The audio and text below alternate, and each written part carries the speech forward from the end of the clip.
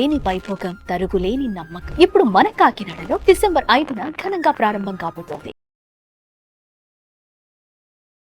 నమస్తే రమగారు. నమస్తే జయ. రమగారు, మనకి ధనుర్మాసంలోనే సుబ్రహ్మణ్య షష్ఠి ఉంది కదా. షష్ఠి యొక్క విశిష్టత. సుబ్బరాయ షష్ఠి అంటే సుబ్రహ్మణ్యేశ్వర ఆరాధన చేసుకునే రోజు. ఇది వరకటి కంటే సుబ్బారాయుడు షష్ఠి అంటారు. సుబ్రహ్మణ్య షష్ఠిని సుబ్బారాయుడు షష్ఠి. తమిళియన్స్ ఎక్కువ చేస్తారని కనిపిస్తుంది. స్కంద షష్ఠి అంటారు. మన వైపు సుబ్రహ్మణ్య షష్ఠిగా చెప్తాం. కంద అని రాస్తారు కానీ కంద కదది, స్కంద షష్ఠి. అయితే నాగుల చవితి నాడు ఆచరించలేని వాళ్ళు స్కంద షష్ఠి నాడు చేసుకోవటం ఒక పద్ధతి. స్కంద షష్ఠే చేసుకోవచ్చు మనం. స్కంద ఆరాధన సంతానప్రదం. రెండోది కుమారస్వామి శుద్ధ జ్ఞాన స్వరూపుడు. సుబ్రహ్మణ్యుడు జ్ఞానస్వరూపుడు. మనము మన జీవితానికి ఒక ఆధ్యాత్మిక ప్రగతి కావాలన్నా, క్రమశిక్షణతో కూడిన జీవితం కావాలన్నా కూడా సుబ్రహ్మణ్య ఆరాధన చాలా మంచిదిగా చెప్తారు. ఈ సుబ్రహ్మణ్యం అంటే మనం సర్పం కదా. అవునండి, మనకు తెలుసు అది. అయితే ఈ సర్పం మానవ దేహంలో సర్పం ఉంటుంది. అది ఎక్కడుంది? కుండలిని స్వరూపంలో ఉంటుంది. ప్రతి మానవుడికి మనకి అవయవాలు కనపడతాయి. కనపడనివి చక్రాలు ఉంటాయి మనకి. షట్చక్రాలు ఉండి 6 చక్రాలు ఉండి పైన 7వ చక్రమైన సహస్రార చక్రంలో అమ్మ అంటే మా శక్తి కొలువై ఉంటుందని చెప్తారు.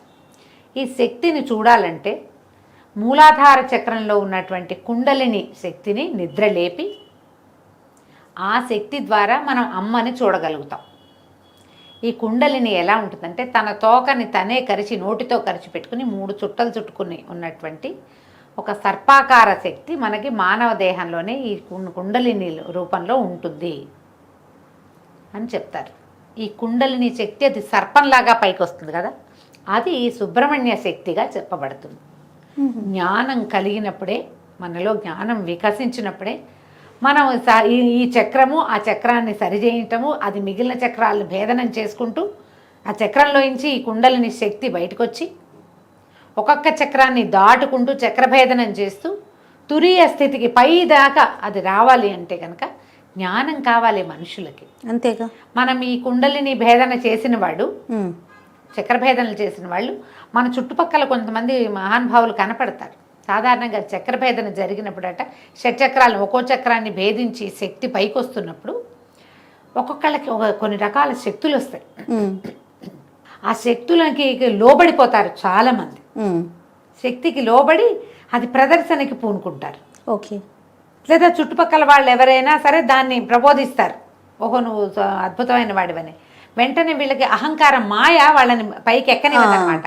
అహంకారానికి లోనయ్యి అది అక్కడే ఉండిపోతారు. ఉండిపోయి ఆ శక్తులు ప్రదర్శన అంతే. ఇంకా తర్వాత ఇంకా ఉపాసన పైకి వెళ్ళటము, సహస్రారంలో శక్తిని అసలైన అమృతాన్ని అందుకోవటం చేయలేకపోతారు. చక్రభేదనం జరుగుతుంది చాలామందికి, చక్రాలు వెళ్తాయి.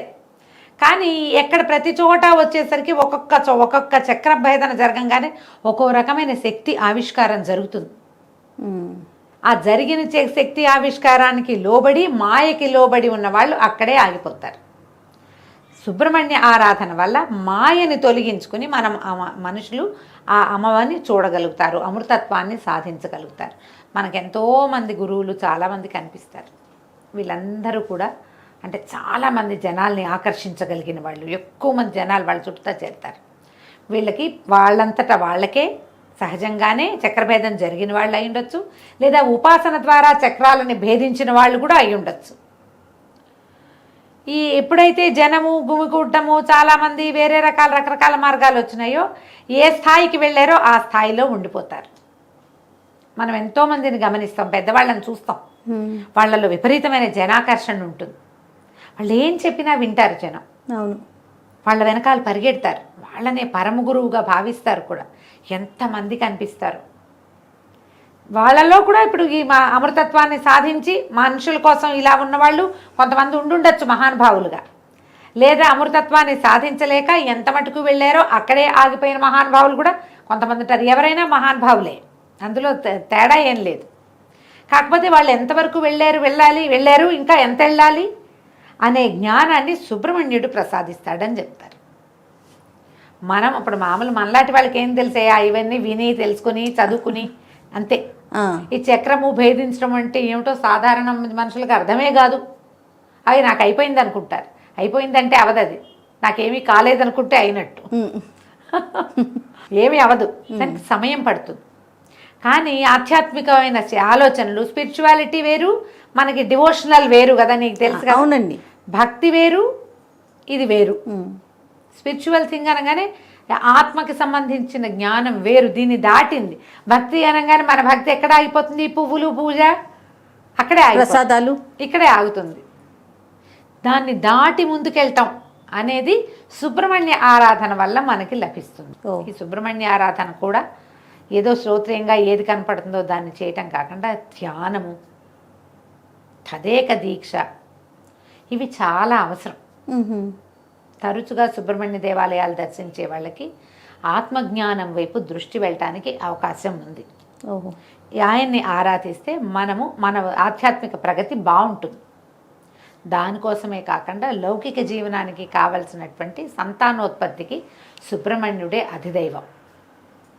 సంతానం కావాలంటే సుబ్రహ్మణ్యుని ఆశ్రయిస్తే సంతానం కలుగుతుంది. జాతకంలో నాగదోషాలు అవి ఉంటే, కుజదోషము, నాగదోషము కనపడుతుంటాయి, వాళ్ళు తప్పకుండా సుబ్రహ్మణ్య ఆరాధన చేయాలని చెప్తారు. సమీపంలో ఉన్న ఎక్కడ నాథులు ఉంటారు, ఎక్కడ నాగప్రతిష్టలు ఉన్నా అక్కడ పూజించటం. సర్పారాధన, నాగారాధన చాలా మంచివి. సుబ్రహ్మణ్య స్తోత్రాలు కూడా కొన్ని అద్భుతమైన స్తోత్రాలున్నాయి. సుబ్రహ్మణ్య భుజంగ ప్రయాతము, సుబ్రహ్మణ్య అష్టకం, సుబ్రహ్మణ్య సహస్రనామాలు, సుబ్రహ్మణ్య అష్టోత్తరము, ఏది సులువుగా మీకు చేసుకోగలిగితే అది చేసుకోండి. సుబ్రహ్మణ్య అష్టకం చాలా సులువు, 9-10 శ్లోకాలు చక్కగా నోటికి వచ్చేస్తాయి. రోజు చదువుకుంటే సంతానార్థులైన వాళ్ళకి మంచి ఉపయోగిస్తుంది. మీరు ఏదైనా చేయించుకుంటారు, ఐవీఎఫ్లు అవి ఇప్పుడు బోల్డ్ వచ్చినాయి కదా, అవి సక్సెస్ అవ్వాలన్నా భగవత్ సహాయం కావాల్సిందేనమ్మా, ఖచ్చితంగా అండి కదా.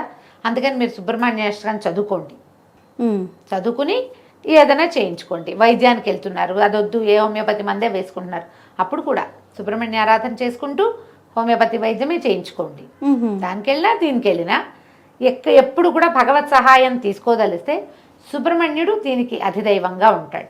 ఉహు, వివాహాలు ఆలస్యమైన, తరచు సంతానం లేట్ అయినా, లేదా అబార్షన్లు అయిపోయే వాళ్ళు ఆహా, చాలా మందికి మిస్క్యారేజెస్ అయిపోతుంది, అవునవునవును. కొంతమందికి ఈ అక్టోపిక్ ప్రెగ్నెన్సీ లాంటివి వస్తాయి, వాళ్ళకు కూడా సుబ్రహ్మణ్య ఆరాధన మంచిది, స్కందారాధన మంచిది అనేది మనం ఎప్పుడు చెప్తూనే ఉంటాం. ఎందుకంటే ఈ స్కందుడు ఎన్ని చోట్లకో మారి ఎక్కడ ఇది కాకుండా జన్మించాడు. ఉమ్, ఎన్ని ప్రతికూల పరిస్థితులు వచ్చాయో ఆయన పుట్టుక్కి, అవును అమ్మా నాన్నని కలవనివ్వల దేవతలందరూ కలిసి, సహజంగా ఆయన పుట్టలేకపోయాడు, అవును, సహజంగా జన్మించలా. శివవీర్యాన్ని శక్తిలో నిక్షేపితం చేయలేకపోయారు, పార్వతిలోకి రానివ్వలా దాన్ని. ఆ శివవీర్యం భూమి మీద పడింది, అగ్నిదేవుడు భరించాడు, అక్కడి నుంచి గంగానదిలోకి చేర్చారు. ఆవిడ శరవణంలో వదిలిపెట్టింది, దాన్ని అక్కడ వదిలేసింది, శ్వేతపర్వతం ఎక్కడ వదిలిపెట్టేసింది. వదిలేస్తే అప్పుడు ఇవన్నిటికీ ఎన్ని చోట్లకి జారినా కూడా చివరికి శిశువుగా మారాడు ఆయన, రెల్లు గడ్డిలో నుంచి. అంతే కదా అమ్మగారు, శరవణ భవుడు, అందుకే కదా ఆ రెల్లులో జన్మించాడు. ఇన్ని చోట్లకి మారినా జన్మ మాత్రం కుదిరింది. ఆయన తారకాసుర సంహారం చేశాడు. తారకాసుర సంహారం కోసం జన్మించిన వాడు ఈయన.